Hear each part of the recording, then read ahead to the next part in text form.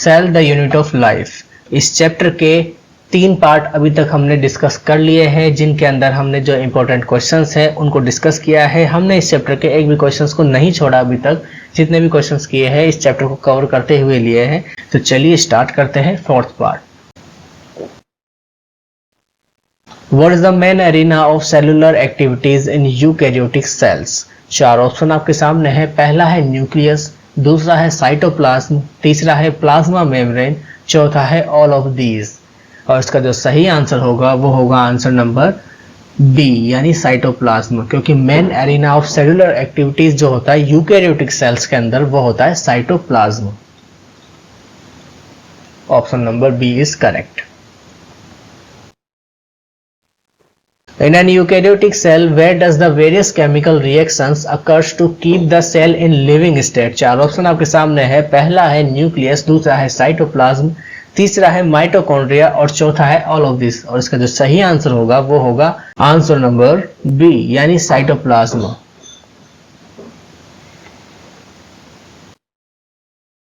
ध्यान से देखिएगा, यहाँ पर प्रोकैरियोटिक सेल्स की बात की जा रही है और कितने ऑर्गेनेल्स पाए जाते हैं उनकी बात की जा रही है। यहाँ पे ऑर्गेनेल्स है और आपको बताना है कि कितने ऑर्गेनेल्स पाए जाते हैं प्रोकैरियोटिक सेल के अंदर। Endoplasmic reticulum, Golgi complex, lysosome, mitochondria, microbodies, vacuoles, ये सभी के सभी जितने भी जो ये ऑर्गेनेल्स आपको यहाँ पर बताए गए हैं, ये सारे ऑर्गेनेल्स जो है, तो यहाँ पर जितने भी ऑर्गेनेल्स आपको दिए गए हैं ये सभी पाए जाता है यूकैरियोटिक सेल के अंदर, प्रोकैरियोटिक सेल के अंदर नहीं पाए जाते हैं। तो यहाँ पर जो आंसर होगा आपका डी वाला आंसर होगा। Answer number D is correct यानी कि 0। प्रोकैरियोटिक सेल के अंदर राइबोसोम्स कहाँ पाए जाते हैं ये आपको बताना है। 4 ऑप्शन आपके सामने है और आंसर है, और इसका जो सही आंसर होगा वो होगा आंसर नंबर ए साइटोप्लाज्म, क्योंकि साइटोप्लाज्म ही है सेल के अंदर जहां पे राइबोसोम्स पाए जाते हैं। यूकैरियोटिक सेल्स के अंदर राइबोसोम्स कहाँ पाए जाते हैं ये क्वेश्चन आपको बताना है। ठीक है, अभी किसकी बात थी? प्रोकैरियोटिक सेल की बात थी पिछले वाले प्रश्न के अंदर। अभी जो नेक्स्ट क्वेश्चन है इसके अंदर बात है यूकैरियोटिक सेल के अंदर राइबोसोम कहाँ पाए जाते हैं। तो इसका जो 4 ऑप्शन आपके सामने दिए हुए हैं, अब बताइए आप क्या आंसर होगा। तो इसका जो सही आंसर होगा वो होगा answer number D all of this. ध्यान से देखिएगा, यहाँ पे आंसर है ऑल ऑफ दिस, क्योंकि साइटोप्लाज्म, माइटोकॉन्ड्रिया, क्लोरोप्लास्ट सब एक यूकैरियोटिक सेल के अंदर प्रेजेंट होते हैं, तो इनके अंदर राइबोसोम पाए जाते हैं। तो ऑल ऑफ दिस इसीलिए इसका आंसर होगा। 4 ऑप्शन आपके सामने दिए हुए हैं और 4 ही ऑर्गेनल्स आपके सामने दिए हुए हैं। तो इनमें से आपको बताना है कि मेम्ब्रेन बाउंड ऑर्गेनल्स कौन से होते हैं, कितने ऑर्गेनल्स है जो यहाँ पर मेम्ब्रेन बाउंड है। तो यहाँ पर 4 है ऑप्शन, 2, 3, 4 और 0। तो इसका जो सही आंसर होगा वो होगा आंसर नंबर 3 यानी कि B. Which of the following organelles is exclusively found in animal cell? 4 option आपके सामने है। Mitochondria, chloroplast, vacuole, centriole. तो इनमें से कौन सा ऐसा ऑर्गेनेल है जो कि एक्सक्लूसिवली फाउंड होता है एनिमल सेल के अंदर, एनिमल सेल के अंदर ही पाया जाता है। ठीक है, तो इसका जो सही आंसर होगा वो होगा answer number D centriole. Centriole जो है वो एक्सक्लूसिवली फाउंड होता है एनिमल सेल के अंदर। यहाँ पर कौन सा है ऐसा मैच जो इनकरेक्ट है?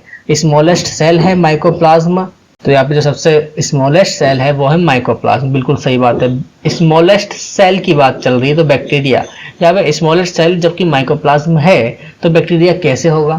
तो यहाँ पर यही ऑप्शन गलत पाया गया है। Largest single cell ostrich egg, बिल्कुल सही है। नन ऑफ दिस, ये कोई ऑप्शन नहीं है। तो यहाँ पर जो ऑप्शन गलत है, इनकरेक्ट है, वो है बी वाला, स्मॉलेस्ट सेल बैक्टीरिया होता है, यही गलत है। तो option number B is incorrect और क्वेश्चन के हिसाब से सही है बी वाला option, smallest cell bacteria.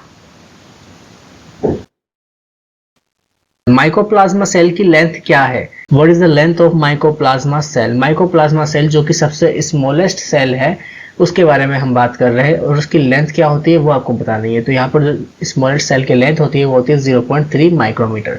Option number B is correct, because यहाँ पर जो mm में दी हुई है ये यूनिट बड़ी है, सेंटीमीटर भी बड़ी है, यहाँ पर सबसे छोटी है माइक्रोमीटर। अगर आपको नहीं पता होता तो आप यूनिट से पहचानिए, अगर आपको पता नहीं है तो यूनिट से पहचानिए। लेकिन अगर यहाँ पर माइक्रोमीटर में यूनिट दे दी जाती है और यहाँ पर डिजिट बड़ी दी जाती है तो फिर आपको उस चीज़ से पहचानना पड़ेगा। बट आपके लिए ये सही रहेगा कि आप अच्छे से याद करो कि इसकी यूनिट कितनी होती है। 0.3 माइक्रोमीटर इसकी यूनिट होती है माइकोप्लाज्मा सेल की।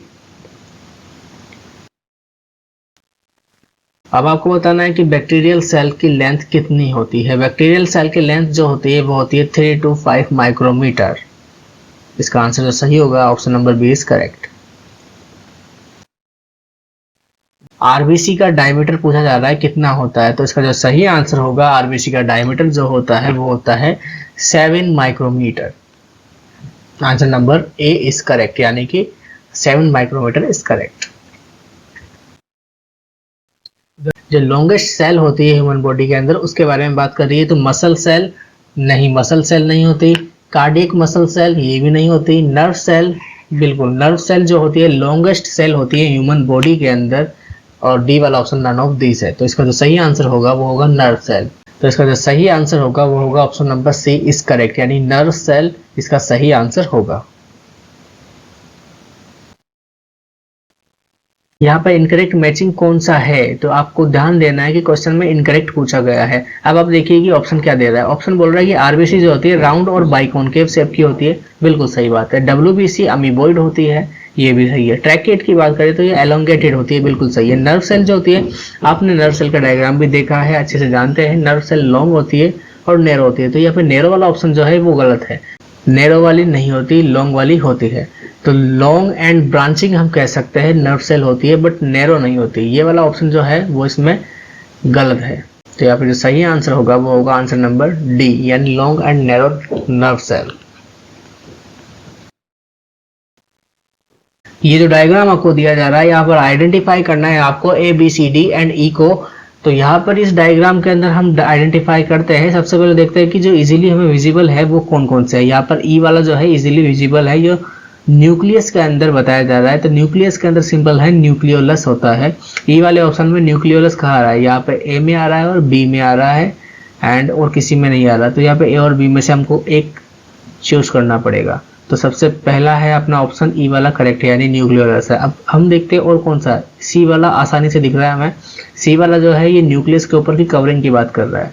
तो ई में ये है सी वाला न्यूक्लियर एनवेलप, बिल्कुल सी वाला। यहाँ पे माइक्रोट्यूबुल बोल रहा है, तो माइक्रोट्यूबुल तो ये होता नहीं है, लेकिन ये न्यूक्लियर एनवेलप होता है। इसी को देखते हुए हम बाकी को देखना छोड़ सकते हैं, क्योंकि हमें आंसर हमारा मिल गया है। न्यूक्लियर एनवेलप और न्यूक्लियर दोनों सही है, बाकी ऑटोमेटिक सही है। ए वाला रफ एंडोप्लाज्मिक रेटिकुलम है, बी वाला स्मूथ एंडोप्लाज्मिक रेटिकुलम है, सी वाला न्यूक्लियर एनवेलप है, ही डी वाला जो है माइक्रोट्यूबुल कहलाएगा, ई वाला न्यूक्लियोलस है। तो इसका जो सही आंसर होगा वो होगा answer number A.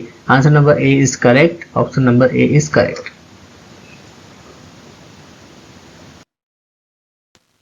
Which of the following cell are round and oval. तो यहाँ पे राउंड और ओवल शेप की बात की जा रही है। आरबीसी की बात करें अगर हम, तो आरबीसी राउंड तो होती है लेकिन बाइकॉनकेव होती है, ओवल की बात है नहीं यहाँ पे। डब्ल्यूबीसी जो कि हमने अभी पढ़ी, डब्ल्यूबीसी की शेप क्या होती है, अमीबॉइड शेप होती है।